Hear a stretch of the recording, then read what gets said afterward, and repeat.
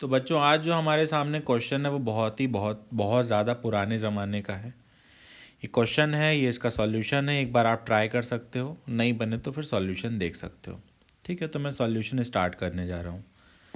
तो क्वेश्चन क्या कहता है पहले तो ये समझो। देखो क्वेश्चन ये कहता है कि ये टेबल है, एक मिनट, हाँ ये एक टेबल है और ये जो टेबल का कॉर्नर है यहाँ पर एक सिलेंडर रखा हुआ है। अब इस सिलेंडर को कोई हल्का सा ऐसा राइट में पुश कर देता है, बहुत ही हल्का सा डिस्प्लेसमेंट दिया किसी ने, मतलब नेग्लिजिबल फोर्स लगाया। यहाँ पर जो फोर्स है वो लगभग कितना है, 0। तो बहुत हल्का सा इसको पुश किया, तो इस हल्के से डिस्प्लेसमेंट की वजह से क्या होगा, ये जो सिलेंडर होगा थोड़ी देर बाद ऐसे हल्का सा रोटेट होगा और फाइनली ये जो सिलेंडर होगा टेबल से नीचे गिर जाएगा। ऐसे होगा। तो ये हो गया लेफ्ट वाला, हो गया एकदम इनिशियल डायग्राम।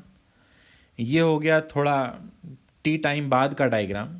और फाइनली जब ये टेबल के कोने को छोड़ देता होगा, कभी ना कभी तो ये टेबल के कोने को छोड़ेगा ही। यही क्वेश्चन में पूछा जा रहा है। जो क्वेश्चन का फर्स्ट पार्ट है उसमें यही पूछा गया है कि ये कॉर्नर के साथ इसका कांटेक्ट कब ब्रेक होगा। तो फाइनली मैंने मान लिया कि इसका कांटेक्ट ब्रेक हो जाता है, तो ये रहा इसका फाइनल डायग्राम। ठीक है, क्वेश्चन मान के चल रहा हूँ, सबने पढ़ लिया है। मैं फर्स्ट पार्ट सॉल्व करने जा रहा हूँ। The angle through which the cylinder rotates before it leaves the contact with the edge. तो मैंने 3 डायग्राम बनाए हैं, एक एकदम स्टार्टिंग का है, एक थोड़ी देर बाद का है और एक फाइनल डायग्राम है। ठीक है, तो देखो ज़रा एफ बी डी खेलें। इनिशियल डायग्राम की अगर मैं बात करूं तो इनिशियल डायग्राम में क्या होता होगा, यहाँ ऐसा होता होगा mg, और ये ऐसे आता होगा एक नॉर्मल, ऐसा वर्टिकली अप एक नॉर्मल आता होगा, और यहाँ पर इस डायरेक्शन में एक फ्रिक्शन आता होगा। 3 बातें आती होंगी। फ्रिक्शन क्वेश्चन में दिया है कि नहीं दिया मुझे ठीक से ध्यान नहीं है। हाँ यहाँ लिखा हुआ है साफ साफ, there is sufficient friction at the edge so that a very small displacement causes the cylinder to roll off the edge without slipping। आसान भाषा में यहाँ पर फ्रिक्शन है और जो सिलेंडर है वो टेबल के ऊपर स्लिप नहीं करता। ठीक है, क्वेश्चन ये कहता है। तो ये जो मैंने इसका फ्री बॉडी डायग्राम बनाया है ना, इससे साफ समझ में आ रहा है कि जो सिलेंडर है वो फ्रिक्शन की वजह से ही रोटेट करेगा। क्योंकि अगर यहाँ पर मैं बात करूँ टॉर्क अबाउट सेंटर ऑफ मास, तो सेंटर ऑफ मास के अबाउट ना mg का टॉर्क 0 होगा, नॉर्मल का टॉर्क भी 0 होगा, क्योंकि दोनों के दोनों सेंटर ऑफ मास से ही तो पास कर रहे हैं। यहाँ पर जो भी टॉर्क होता होगा ना फ्रिक्शन का होता होगा, और वो भी कैसा होता होगा, क्लॉकवाइज। तो इस फ्रिक्शन की वजह से ही ये जो सिलेंडर होगा यहाँ पर रोटेट करेगा। तो थोड़ी देर बाद ये सिलेंडर रोटेट करके थोड़ा राइट में आ गया, और फाइनली ये सिलेंडर रोटेट करते करते इसने इस कोने के साथ अपना कांटेक्ट लूज कर दिया। तो मान के चल रहा हूँ क्वेश्चन मैंने एक्सप्लेन कर दिया, बारी आती सॉल्यूशन की। तो सॉल्यूशन के नाम पे बड़ा ही सिंपल है। यहाँ पर हमको 2 इक्वेशन यूज़ करनी है, एक फोर्स वाली और एक वर्क एनर्जी थ्योरम।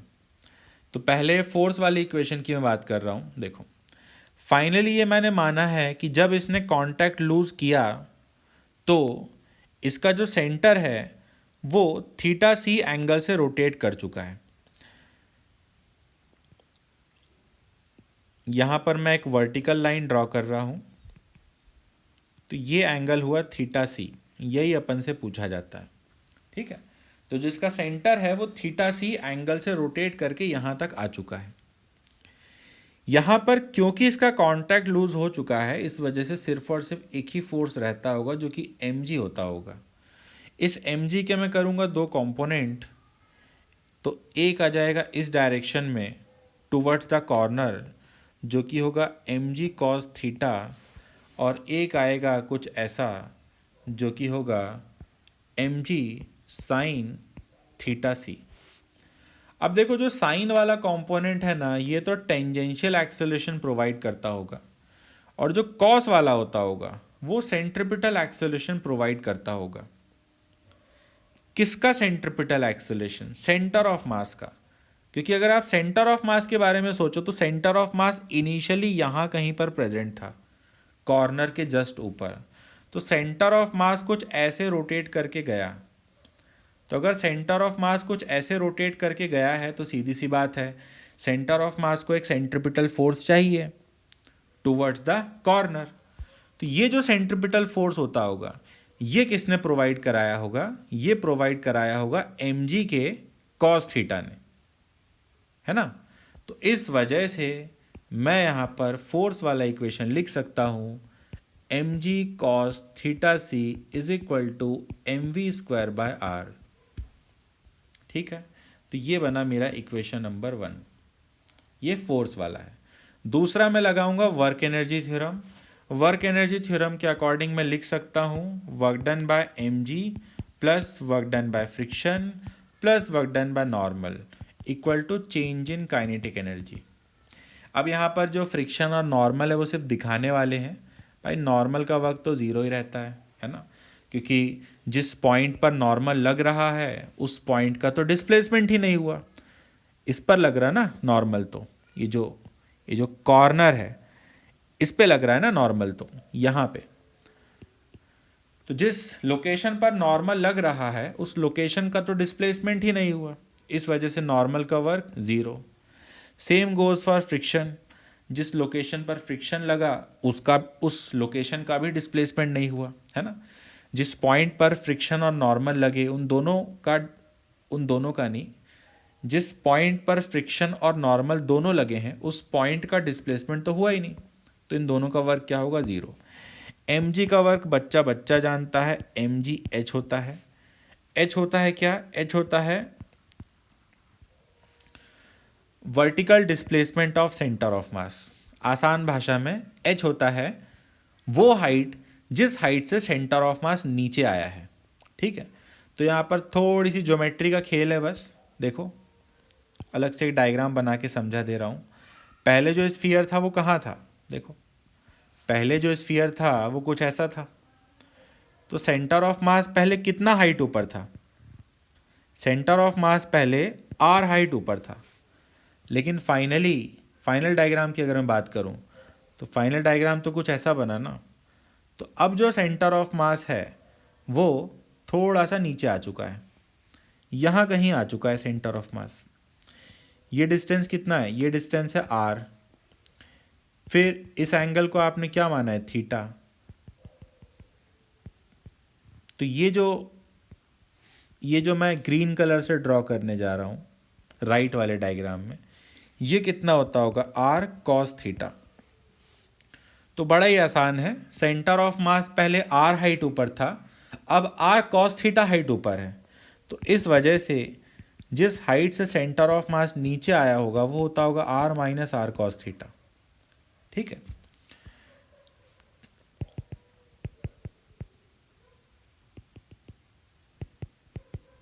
तो ये जो वर्क एनर्जी थ्योरम वाला इक्वेशन है नेक्स्ट स्लाइड में लिखने जा रहा हूँ, जो कि क्या है देख सकते हो, mg h centre of mass को मैंने रख दिया r minus r cos theta is equal to change in kinetic energy.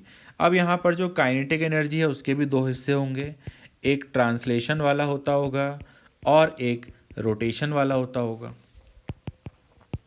Values रखते हैं, mg r कॉमन किया, 1 माइनस कॉस थीटा, ये बना half mv² plus half cylinder है, सिलेंडर का मोमेंट ऑफ इनर्शिया होता है mr²/2। एंड क्योंकि प्योर रोलिंग यहाँ पर अज्यूम की गई है तो मैं ओमेगा को v/r लिख सकता हूँ। तो ये बनेगा 3/4 mv²।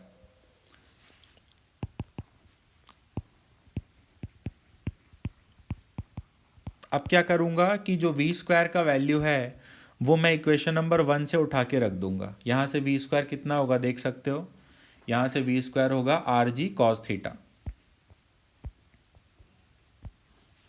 तो ये m तो कैंसल हो गया, तो यहाँ पर है जी आर 1 माइनस कॉस थीटा और ये बनेगा 3/4 v² की जगह रखा मैंने rg cos थीटा। अच्छा, यहाँ पर जो थीटा है वो एक्चुअली थीटा c है, यहाँ मैं लिखना भूल गया, सुधार देता हूँ हर जगह। फर्स्ट पार्ट सॉल्व कर रहे हैं अपन, वही वाला एंगल है। अब देख सकते हो जी आर भी कैंसिल हो जाएगा, है ना। और ये क्या बन जाएगा, ये बन जाएगा 7/4 cos theta c equal to 1, मतलब यहाँ से अपना थीटा सी आ गया विच इज़ cos इनवर्स 4/7। तो ये अपना फर्स्ट पार्ट सॉल्व हो गया। देखें सही आया कि नहीं, कहाँ था answer, cos inverse 4/7, cos inverse 4/7। चलो ठीक है, पहला बन गया है ना। अब दूसरा देखते हैं, दूसरे में क्या पूछा जाता है। कहता है speed of the cylinder just before leaving the contact. बहुत ही आसान है, देखो भाई cos थीटा आ चुका है ऑलरेडी। cos थीटा को उठा के इक्वेशन नंबर 1 में रख दो तो v आ जाएगा, सिंपल है। तो अगर cos थीटा को उठा के इक्वेशन नंबर 1 में रखोगे तो v निकाल सकते हो। तो पहला भी सॉल्व हो गया अपना, दूसरा भी सॉल्व हो गया, वही आ रहा है ना। मान के चल रहा हूँ इतना काम सब कर सकते हैं। cos थीटा को उठा के इक्वेशन नंबर 1 में रखना है तो v आ जाएगा। तो ये अपना सेकेंड पार्ट भी सॉल्व हो गया। अब थर्ड पार्ट सॉल्व करते हैं। थर्ड पार्ट में क्या कहता है, the ratio of translational to the rotational kinetic energy of the cylinder when the centre of mass is in horizontal line with the edge. अंग्रेजी सबकी अच्छी है, सबको समझ में आ ही गया होगा क्या कहना चाह रहा है क्वेश्चन।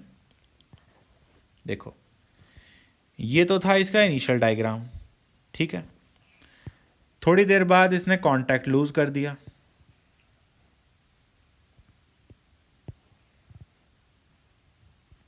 कुछ यहाँ पे ऐसा कुछ, यहाँ कांटेक्ट छोड़ दिया इसने। फिर फाइनली क्वेश्चन का ये कहना है कि जब इसका सेंटर टेबल के ही लेवल पे आ जाता होगा, जो हॉरिजॉन्टल सरफेस है टेबल का, जब सेम लेवल पर सेंटर होगा, है ना, ये यहाँ कहीं पर एकदम राइट वाला डायग्राम देखो, तो यहाँ पर हमसे पूछा जा रहा है ट्रांसलेशन और रोटेशन काइनेटिक एनर्जी का रेशो, ये हमसे पूछता है। तो बहुत ही आसान है, अपन क्या कर सकते हैं, सेकेंड डायग्राम से थर्ड डायग्राम तक वर्क एनर्जी थ्योरम लगा सकते हैं, ठीक है। अब यहाँ पर जो वर्क एनर्जी थ्योरम लगाना है ना सेकेंड और थर्ड के बीच में, इसमें थोड़ा सा ट्विस्ट है। क्या ट्विस्ट है देखो, आगे समझ में आएगा। देखो यहाँ पर जो काइनेटिक एनर्जी वो क्या थी, जीरो, एकदम जो लेफ्ट वाला डायग्राम है, यहाँ पर क्या काइनेटिक एनर्जी है, जीरो। यहाँ पर कुछ ना कुछ काइनेटिक एनर्जी है जो कि हम इजीली निकाल सकते हैं। सेकेंड वाला जो डायग्राम है, बीच वाला डायग्राम, यहाँ पर जो काइनेटिक एनर्जी है ट्रांसलेशन वाली वो भी मैं निकाल सकता हूँ, और काइनेटिक एनर्जी रोटेशन वाली भी मैं निकाल सकता हूँ। तो एक बार लिख लेते हैं, ट्रांसलेशन वाली क्या होती, 12 mv² होती है ना, ट्रांसलेशन वाली 12 mv², और रोटेशन वाली होती 12 I ω², मतलब कि 1/4 mv², यही होता है। v² का वैल्यू अपना ऑलरेडी आ ही चुका था, कितना आया था v², v² आया था √4/7 gr। तो रख देता हूँ यहाँ पर v², 12 m 4/7 gr, तो ये कितना बनेगा अपना 2/7 gr, mgr सॉरी। तो ये है अपनी ट्रांसलेशन वाली। तो रोटेशन वाली क्या हो जाती होगी, mgr/7, ऐसा हुआ। तो सेकंड वाला जो डायग्राम है इस पे अपने ट्रांसलेशन और रोटेशन लिख ली। अब इसने थर्ड वाले डायग्राम में अपन से पूछा रेशो बताओ, तो मैं कहता हूँ कि यहाँ से यहाँ तक वर्क एनर्जी थ्योरम लगाओ। तो जब आप यहाँ से यहाँ तक वर्क एनर्जी थ्योरम लगाओगे ना सेकेंड से थर्ड डायग्राम तक, तो आप लिखोगे work done by mg is equal to change in kinetic energy. और जब आप यहाँ पर जो चेंज इन काइनेटिक एनर्जी लिखोगे ना, इसमें जो आप चेंज लिखोगे ना, आप वो सिर्फ और सिर्फ ट्रांसलेशन वाला चेंज लिखोगे, रोटेशन वाला चेंज नहीं लिखोगे। क्यों नहीं लिखोगे, थोड़ा सोचो, वीडियो को पॉज करके थोड़ा सा दिमाग लगाओ। जो फाइनल काइनेटिक एनर्जीज हैं उसमें मैं k डैश लिख दे रहा हूँ, ठीक है, यहाँ पर भी डैश, यहाँ पर भी डैश, एकदम राइट वाले डायग्राम में देखो डैश लगाया। अब मैं जब सेकेंड से थर्ड में वर्क एनर्जी थ्योरम लगाऊंगा तो यहाँ पर जो मैं डिफरेंस लिखूंगा ना वो सिर्फ ट्रांसलेशन का लिखूंगा, रोटेशन का नहीं लिखूंगा। कुछ बच्चे समझ गए होंगे रीज़न, जो नहीं समझा वो समझो। देखो सेकेंड डायग्राम में इसने तो कांटेक्ट छोड़ दिया ना, तो जब इस ऑब्जेक्ट ने इस कोने के साथ कांटेक्ट ही छोड़ दिया तो फिर तो यहाँ पर कोई फ्रिक्शन ही नहीं रहा ना, कांटेक्ट ही छूट गया। और जब यहाँ पर कोई फ्रिक्शन ही नहीं रहा, फ्रिक्शन ही गायब हो गया, तो भाई फ्रिक्शन का टॉर्क भी नहीं रहा। और जब टॉर्क नहीं है तो अल्फ़ा भी नहीं है, और जब अल्फ़ा नहीं है तो ओमेगा क्या हो जाएगा, कांस्टेंट। और जब ओमेगा कांस्टेंट हो गया तो जो काइनेटिक एनर्जी होती होगी रोटेशन वाली, वो भी तो कांस्टेंट ही हो जाती होगी ना। तो सेकेंड डायग्राम के बाद थर्ड डायग्राम तक ये जो दो इंस्टेंट्स ऑफ टाइम तुमको दिख रहे हैं, इनके बीच में फ्रिक्शन है ही नहीं। फ्रिक्शन नहीं है तो टॉर्क नहीं है, फ्रिक्शन नहीं है तो टॉर्क नहीं है, टॉर्क नहीं है तो अल्फ़ा नहीं है, अल्फ़ा नहीं तो ओमेगा कांस्टेंट, ओमेगा कांस्टेंट तो रोटेशन वाली काइनेटिक एनर्जी भी कांस्टेंट ना। तो रोटेशनल काइनेटिक एनर्जी यहाँ पर चेंज हो ही नहीं रही है, सिर्फ और सिर्फ कौन सी हो रही है, ट्रांसलेशन वाली। इस वजह से जब मैं सेकेंड से थर्ड तक जाऊँगा तो जब मैं वर्क एनर्जी थ्योरम लगाऊंगा उसमें सिर्फ ट्रांसलेशन वाली लिखूँगा। ठीक है, आगे बढ़ते हैं, लगाते हैं वर्क एनर्जी थ्योरम। तो जो mg का वर्क होता होगा, ध्यान रखना सेकेंड से थर्ड डायग्राम के बीच में लगा रहा हूँ, तो mg का वर्क होता होगा क्या,